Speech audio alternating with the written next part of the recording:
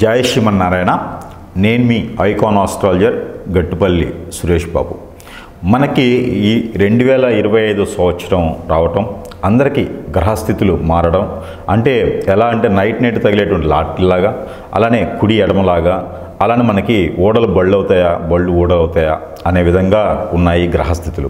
అయితే గత సంవత్సరాల కింద పోల్చుకుంటే కనుక ఆ 7.5 సంవత్సరాలు, 9 సంవత్సరాలు, అలానే ఏలినాటి శనితో బాధిస్తున్నటువంటి చాలామందికి 9 సంవత్సరాలు, అర్ధాష్టమ శని, అష్టమ శనితో బాధపడేటువంటి వాళ్ళు, ఇలా మనకి చూసుకుంటూ వెళ్తే కనుక గ్రహాలు ద్వాదశ రాశుల వాళ్ళు, నక్షత్రాల వాళ్ళు, దశాస అంతర్దశల వాళ్ళు, అంటే మానవాళి ఇప్పటి వరకు మనం చూసినట్లయితే కనుక ఈ 2025 సంవత్సరం వరకు కూడా ఉన్నటువంటి జీవన శైలి ఏదైతే ఉందో అది మారుతుంది అని చెప్పొచ్చు.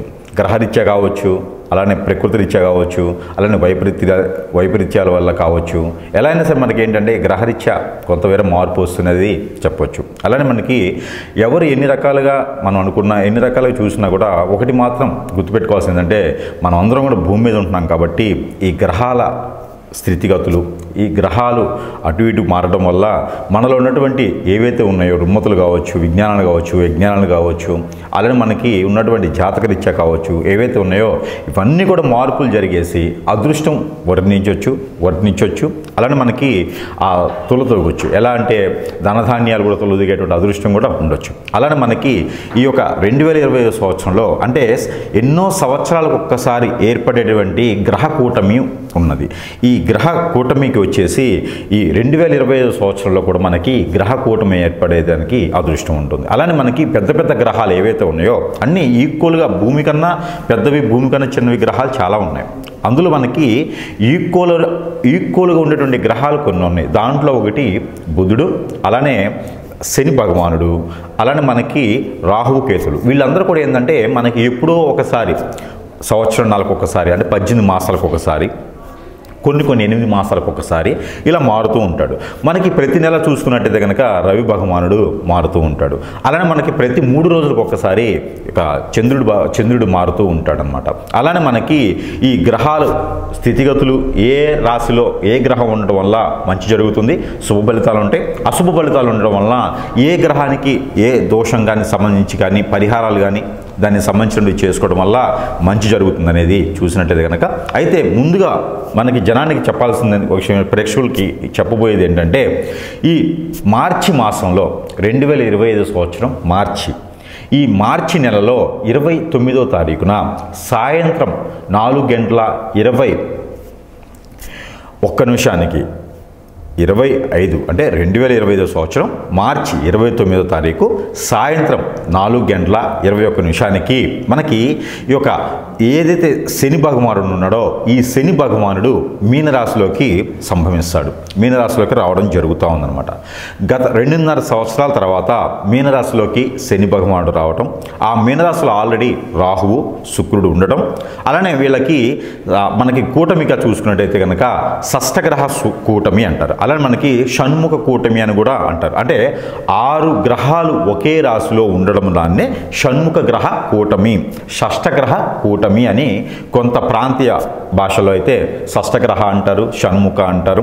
ఈ యొక్క గ్రహ కూటమి రావటం వలన 12 రాశుల వాళ్ళందరికీ కూడా మనం అనుకున్నట్టుగానే జాతకాలన్నీ కూడా మారేదానికి అదృష్టం ఉంటుంది. కాబట్టి ఈ షష్టగ్రహ కూటమి, ఈ షణ్ముఖ గ్రహ కూటమి ఏదైతే ఉందో ఈ షణ్ముఖ గ్రహ కూటమి రవి, శుక్రుడు, బుధుడు, అలానే మనకి రాహువు, అలానే మనకి చంద్రుడు, రవి కూడా, వీళ్ళందరూ కలిపితే 6 గ్రహాలు. ఈ 6 గ్రహాలు కూడా మీనరాశిలోకి రావడం జరుగుతూ ఉంది.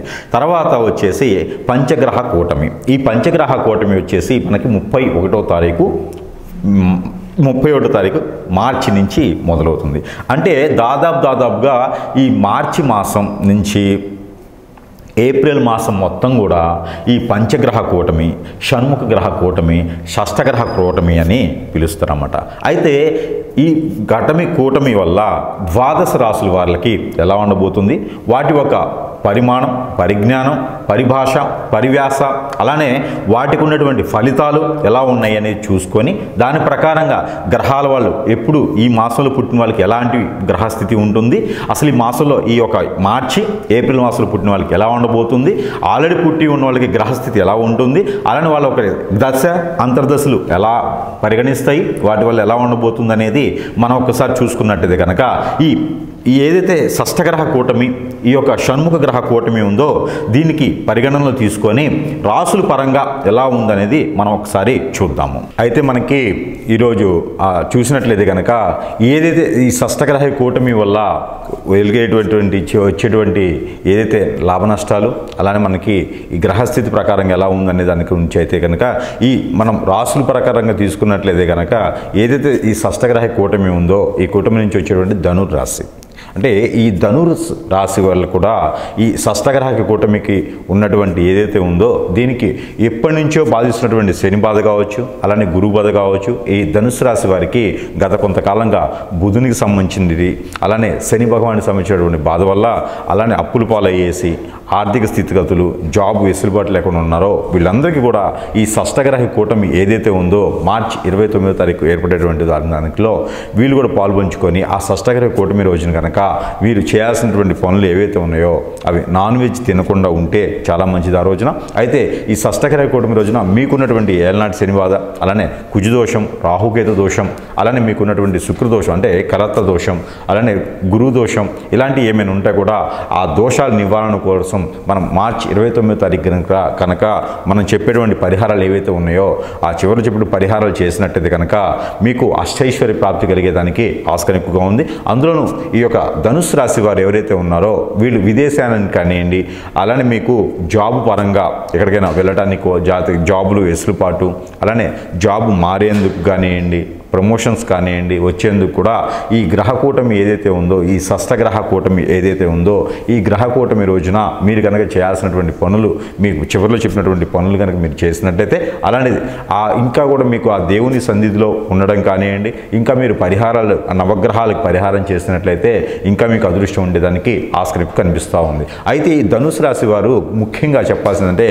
గత 5-6 సంవత్సరాల నుంచి కనుక కోర్టు వ్యవహారాల్లో బాధపడే వాళ్ళు ఎవరైనా ఉంటే కనుక, అలానే ఇబ్బందులు పడి ఆడవాళ్ళ చేతి నుంచి మగవాళ్ళు కానీ, మగవాళ్ళ చేతి నుంచి ఆడవాళ్ళు కానీ ఇబ్బంది పడినట్టు కనుక ఎవరైనా ఉంటే, అంటే స్త్రీ పురుషులు భయాందులకు వెళ్ళేటానికి ఎవరైనా ఉంటే కనుక వాళ్ళకు కూడా కొంతమేర వెసులుబాటు కనిపించేలా ఉంది. అలానే కోర్టు వ్యవహారాల్లో ఎవరైనా చుక్కెదురుగా ఉండి ఎవరైనా డబ్బులు అయిపోయేసి ఫైనాన్షియల్గా కోర్టు వ్యవహారాల్లో కానివ్వండి, అలానే భార్యాభర్తల మధ్య విడాకుల కోసం కోర్టు వ్యవహారాలు ఉన్న వాళ్ళకు కూడా ఈ యొక్క ఏదైతే షష్ఠగ్రహ కూటమి ఉందో ఈ కూటమి సందర్భంగా మీకు ఆ కోర్టులో ఉన్నటువంటి వ్యవహారం కూడా తీరిపోయేసి మీకు సానుకూలంగా వచ్చేదానికి ఆస్కారం ఉంది. ఏదైతే ధనుస్సు రాశిలో ఉన్నారో వాళ్ళకి సానుకూలంగా వచ్చేదానికి ఆస్కారం ఎక్కువ కనిపిస్తూ ఉంది. అయితే ఈ షష్ఠగ్రహ కూటమి ధనుస్సు రాశి వారికి అదృష్టాన్ని తీసుకొస్తుందని చెప్పొచ్చు. ఎలాంటి అదృష్టం అంటే మీరు ఎప్పటి నుంచో ఎదురు చూస్తున్నటువంటి డాక్టర్ కోర్సెస్ కానీ, ఇంజనీరింగ్ కోర్సెస్ కానీ పూర్తయ్యి మంచి గవర్నమెంట్ జాబ్ కానీ, ప్రైవేట్ జాబ్స్ కానీ, జాబ్స్లో సెటిల్ వేసి మీకు ఆస్తులు ఏదైనా పూర్వీకుల ఆస్తులు కలిసి రావడం కానీ కూడా మీకు కలిసి వచ్చేలా ఉంది. కాబట్టి ఈ మేర ఈ ప్రయత్నాలు చేసుకుంటూ మీరు, అలానే మీకు ఏదైతే చివరిలో చెప్పినట్టు పరిహారాలు ఉన్నాయో ఈ షష్ఠగ్రహ కూటమి మార్చి 29వ తారీఖున వస్తుంది. కాబట్టి ఈ రోజున మీరు ఈ పరిహారాలు చేసుకున్నట్లయితే కనుక ఈ ధనుసు రాశి వారందరికీ కూడా చాలా బాగుండేలా ఉంటుంది. కాబట్టి ఆ మేర అందరూ కూడా ధనుసు రాశి వారు అందరూ కూడా అదృష్టవంతులు అవ్వాలి. అలానే చిన్నపాటి ప్రయత్నాలు కూడా చేసేసేయండి, పరిహారాలు కూడా చేసుకోండి, చాలా బాగుంటుంది. అయితే మనకి ఏదైతే షష్ఠగ్రహ కూటమి, అలానే మనకి పంచగ్రహ కూటమి, అలానే షణ్ముఖ గ్రహ కూటమి ఏదైతే ఉందో ఈ మార్చి 29 నుంచి మొదలైనటువంటి కూటమిస్ ఏవైతే ఉన్నాయో దీనికి సంబంధించినటువంటి ఈ రాశి వారు ఖచ్చితంగా కనుక మనకి ఈ యొక్క పరిహారం చేసుకున్నట్లయితే అందరూ కూడా అదృష్టం కలిసి వస్తుందని చెప్పొచ్చు. అందులో పరిహార నిమిత్తంగా ఏంటంటే ఈ రాశి వారు తప్పకుండా పాటించాల్సిన పరిహారం ఏదైతే ఉందో కొబ్బరికాయలు, నారికేళం అంటారు. ఈ నారికేళం కనుక ఈ మార్చి 29 తర్వాత ఏప్రిల్ మాసం మొత్తం కూడా మీరు ఈ కొత్త సంవత్సరంలో ఈ నారికెళాలు ఏవైతే ఉన్నాయో ఈ నారికెళాలు కనుక మీరు ఒక 5 నారికెళాలు తీసుకొని నవగ్రహాలకు ముందు సమర్పించినా, లేదా ఏదైనా అమ్మవారి ఆలయంలో కానీ సమర్పించినా, లేదా మీకు ఏదైనా దగ్గరలో ఉన్నటువంటి గురువు ఆలయం ఏదైతే ఉందో శ్రీ విరాట్ పోతులూరు వీరబ్రహ్మేంద్ర స్వామి, దత్తాత్రేయ స్వామివారు, అలానే సాయిబాబా గారు, అలానే మనకి బుద్ధ ఆలయాలు, అలానే మనకి గురువు సంబంధించిన రాఘవేంద్ర స్వామి లేదా లక్ష్మీ నరసింహ ఆలయం, ఆయన కూడా గురువు కింద లెక్క కాబట్టి ఆయన దేవుడు అయినప్పటికీ విష్ణుమూర్తి అయినప్పటికీ గురువు కింద భావిస్తారు. అలానే మీకు దక్షిణామూర్తి ఆలయం ఎక్కడైతే ఉన్నాయో ఈ ఆలయాల్లో కనుక మీరు ఈ 5 కొబ్బరికాయలు కనుక సమర్పించినట్లయితే కనుక మీకు అన్ని రకాల రుమ్మతులు, గ్రహాల నుంచి వచ్చినటువంటి రుమ్మతులు ఏవైతే ఉన్నాయో ఇవన్నీ కూడా తొలగిపోయి దానికి ఎక్కువ ఆస్కారం ఉంటుంది. కాబట్టి ఈ మేర ఈ చిన్న చిన్న పరిహారాలు చేసుకోవడం ద్వారా అదృష్టవంతులయ్యేదానికి ఎక్కువ ఆస్కారం ఉంది ఈ రాశి వారికి. మరో పరిహారం ఏంటంటే, ఈ రాశి వారు ఎవరైతే ఉన్నారో ఈ రాశి వారికి మరీ ఇంకా అదృష్టం రావాలి అనుకుంటే కనుక మీకు ఏదైనా గోధుమ రవ్వతో కానీ, గోధుమలతో కానీ, అలానే మైదా పిండి, గోధుమ పిండితో చేసేటువంటి పిండి వంటకం తీపి ఏదైతే ఉందో స్వీట్ రకం హల్వా కానివ్వండి, కేసర కానివ్వండి, ఉప్మాలో బెల్లం వేయడం కానివ్వండి, ఇంకా ఏదైనా మీకు తెలిసినటువంటి వంటలు ఏదైతే ఉన్నాయో మీ ప్రకృతి రీత్యా గ్రహాలన్నీ అందుబాటులో మీకు సానుకూలంగా ఉండేసి శుభదృష్టి కలిగేందుకు మీరు ఏదైనా ఈ యొక్క గోధుమ దాంతో చేసేటువంటి పిండి పదార్థాలు ఏవైతే ఉన్నాయో వీటిని నైవేద్య రూపంగా మీకు దేవుడి మందిరంలో పెట్టుకోవచ్చు.